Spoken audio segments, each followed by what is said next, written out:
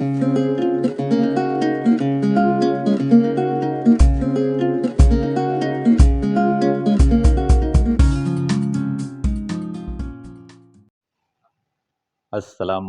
warahmatullahi wabarakatuh.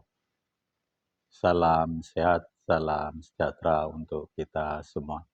Yang saya banggakan dan hormati mahasiswa Prodi Ilmu Kesejahteraan Sosial serta mahasiswa lain di luar Prodi Ilmu Kesejahteraan Sosial. Saya ingin menjelaskan sedikit lagi tentang teori. Sesungguhnya teori ini adalah teori psikologi, namun bisa digunakan untuk praktek pekerjaan sosial. Apa teori itu? Teori itu disebut dengan psikodinamik teori atau teori kepribadian. Inti dari teori ini adalah mengenai libido seksualis. Jadi semua gerak orang, apapun yang dilakukan orang, itu sebetulnya ada yang disebut dengan libido seksualis. Tokoh yang sangat fenomena dan terkenal adalah Freud, ya, Sigmund Freud, gitu ya.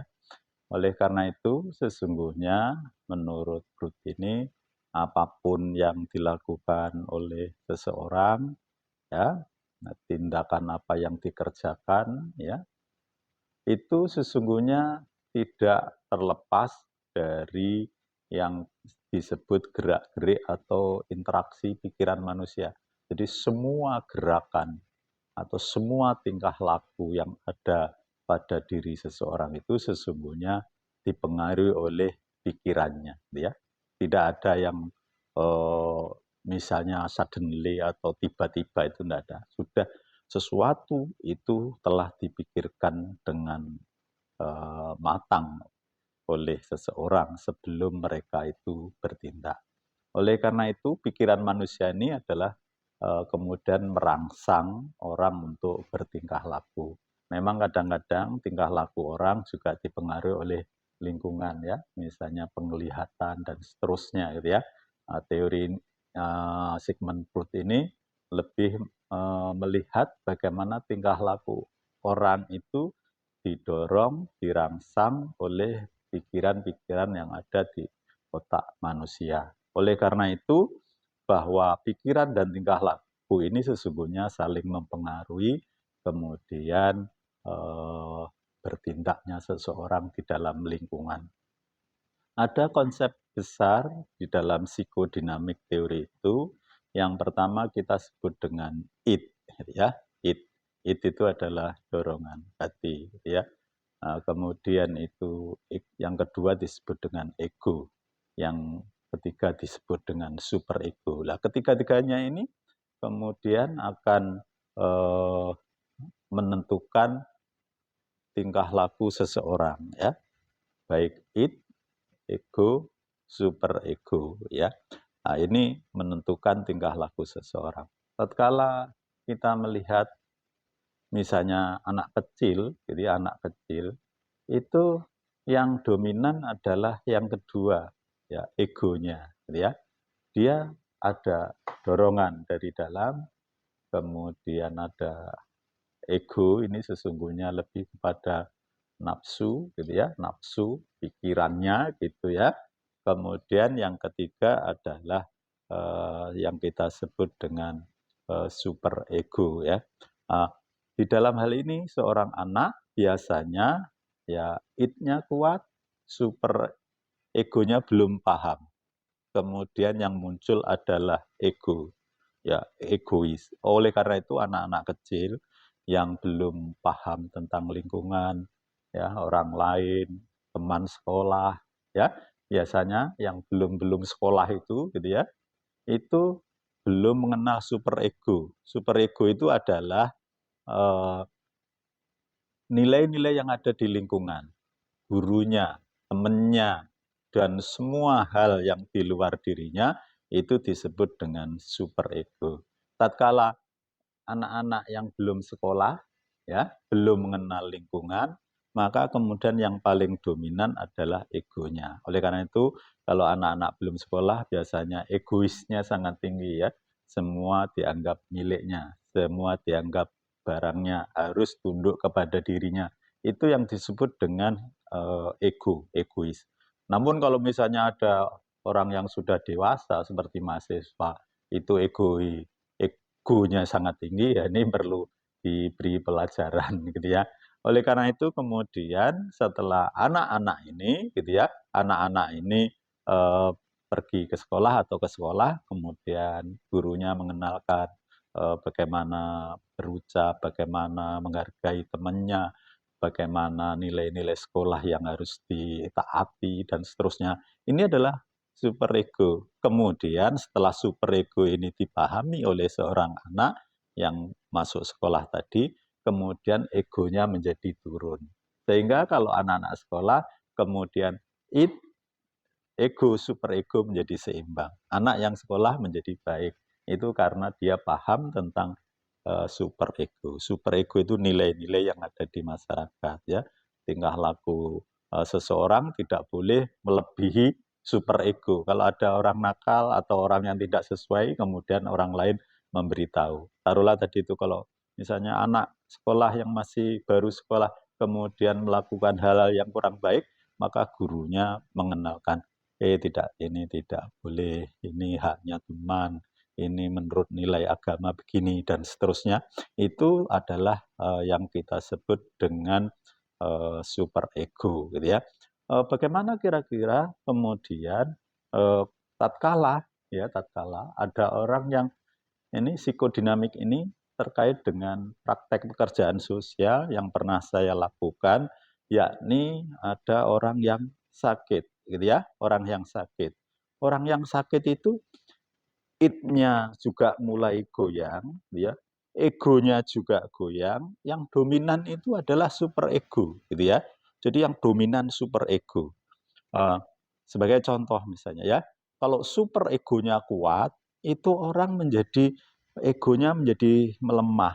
Maka kalau seperti itu, sebetulnya orang menjadi stres, gitu ya. Tidak boleh, ini tidak boleh, itu tidak bisa, ini tidak bisa saya lakukan. Ego yang awal-awalnya meledak-ledak sebelum paham dengan super ego ini, kemudian disebut egois. Tatkala ego super ego ini kuat, kadang-kadang orang menjadi lemah egonya, maka orang bisa sakit, bisa stres, gitu ya. Psikodinamik teori ini saya pernah gunakan untuk melakukan pekerjaan sosial terkait dengan medical social work, ya. Jadi orang sakit sebetulnya ada dua hal yang dipikirkan orang sakit itu, gitu ya. Menurut saya itu, yang pertama memang biaya dari rumah sakit juga mahal, gitu ya. Yang kedua, sakitnya dia sendiri itu juga menjadi pikiran. Dua hal ini kadang-kadang egonya menjadi turun, gitu ya. Tapi terlepas dari itu, mengapa dia itu sakit ini ya, setelah saya pelajari bahwa ada super ego yang menekan jiwanya, menekan pikirannya gitu ya, sehingga egonya turun. Sebagai contoh, ini yang saya pernah praktekkan kepada teman yang sakit itu. Tatkala ada satu keluarga besar ini, kemudian dia menentukan, karena dia seorang yang powerful gitu ya, jadi orang yang disegani, kemudian dia memutuskan sesuatu, ya, memutuskan sesuatu, intinya apa? Bahwa ada seorang adik yang terakhir, kemudian diputuskan bahwa dia tidak boleh menikah menurut keluarga itu yang memutuskan dia, ya, bahwa dia tidak boleh menikah dengan orang itu karena perbedaan agama, gitu ya. Apa yang terjadi, gitu? Apa yang terjadi? Si adik ini, yang cewek ini ya, ini tetap menikah, ya. Persoalan ini menjadi stresor. Jadi super ego tadi itu menurut menjadi stresor dia, sehingga dia itu kemudian jatuh sakit, gitu ya. Memikirkan, pikirannya tidak kuat, egonya kalah dengan super ego tadi itu ya. Terus memikirkan, kenapa si adik tidak mau saya bilang bahwa jangan menikah dengan orang yang berbeda agama, tapi si adik tetap nekat sehingga kemudian dia yang menjadi atau jatuh sakit, bahkan waktu itu stroke gitu ya. Stroke-nya enggak selesai-selesai gitu ya, enggak ada apa namanya perkembangan sehingga dokter bilang ini sudah sembuh. Tapi di rumah tidak bisa apa-apa. Setelah saya terapinya adalah dengan psikodinamik teori itu mencari masalah yang sebetulnya saya tidak tahu gitu ya. Tahu-tahu bahwa ada hal bahwa ada yang menekan dirinya, ada yang menekan pikirannya sehingga egonya turun gitu ya. Tatkala dia sudah istilahnya sudah berkali-kali dengan saya, maka dia cerita apa adanya, bagaimana kok bisa sakit gitu ya. Dia menceritakan kalau pertama saya menentukan bahwa adik saya tidak boleh menikah dengan orang yang berbeda agama, tapi si adik tetap nekat gitu ya. Sehingga si orang tua ini kemudian sakit stroke. Tatkala sudah saya terapi sembuh gitu, ada kasus lagi yaitu ketemu di hari raya. Ketemu dengan orang yang tidak boleh itu ya, ada yang nggak boleh nikahnya, tapi ada nikah dengan dia. Akhirnya stroke lagi, bawa ke Jember lagi, kemudian sampai sekarang bisa sembuh meskipun sembuhnya tidak maksimal ya, karena ada yang kita sebut tadi itu stroke yang agak berat. Apa intinya? Bahwa psikodinamik teori itu gitu ya, psikodinamik teori itu bisa digunakan untuk melakukan praktek pekerjaan sosial. Bagaimana saya memberikan support kepada dia supaya egonya menjadi naik gitu ya. Tatkala dia cerita bahwa anak atau adiknya itu menikah dengan berbeda keyakinan, maka saya kemudian menjelaskan ya, di tempat lain ya, di keluarga istri saya ada yang seperti itu gitu ya. Kemudian saya menceritakan bagaimana seorang yang disebut dengan Nabi Lut itu ya. Lut itu kan seorang nabi, tapi istrinya itu enggak sependapat. Tatkala mau kaum Sodom itu kalau dihancurkan itu ya, si istri itu enggak mau. Aku ikut kaum Sodom, tidak ikut kamu Lut gitu ya. Akhirnya Lut, anak-anak dan keluarga yang setia pada Lut kemudian selamat dan istrinya termasuk orang-orang yang terkena azab karena tidak mau, saya tidak setuju dengan apa yang disampaikan oleh Lut. Apa artinya? Bahwa seorang nabi pun gitu, itu orang lain, bukan orang lain ini istrinya ini tidak setuju dengan apa yang disampaikan oleh seorang nabi. Kemudian yang kedua, saya jelaskan bahwa nabi yang juga luar biasa, yakni Nabi Nuh. Nabi Nuh itu menyelamatkan 100 orang ya dari banjir bandang itu ya. Kemudian termasuk kita-kita ini yang menjadi anak keturunannya, tapi ada satu yang menjadi kasus luar biasa bahwa tatkala banjir bandang itu mau datang, anaknya bilang, "Ayah, Pak," atau mungkin Nabi, "Ya Nabi, saya tidak ikut di kapalnya Nabi Nuh, tetapi saya akan lari kencang menuju suatu gunung yang tinggi. Kemudian saya akan selamat di sana. Tapi sebelum apa namanya dia mencapai gunung yang tinggi, maka anak itu sudah meninggal."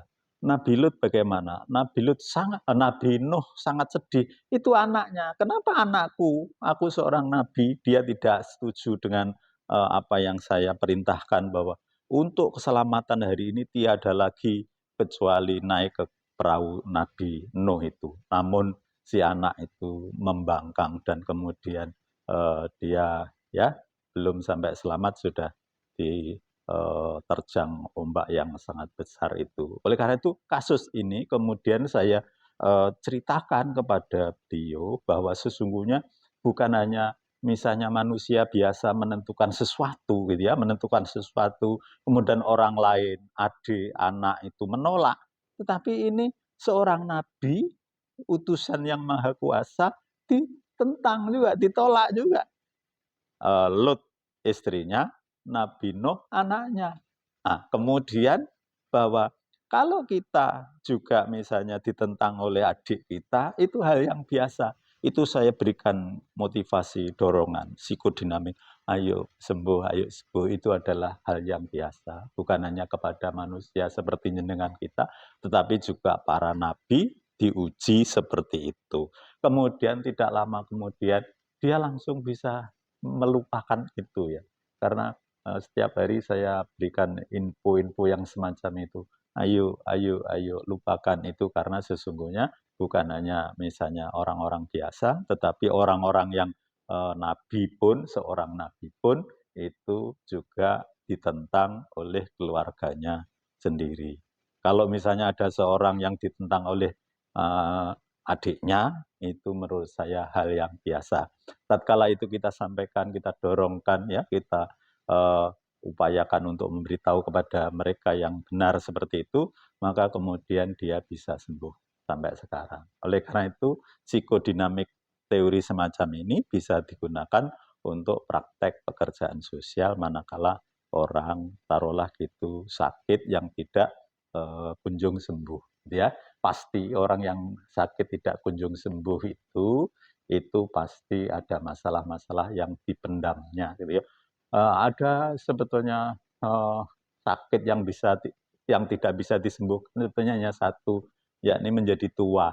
Kalau misalnya yang lain gitu ya, sakit-sakit yang lain itu kalau ada obatnya, ada sesuatu solusi yang diberikan, maka orang itu akan bisa menjadi sembuh.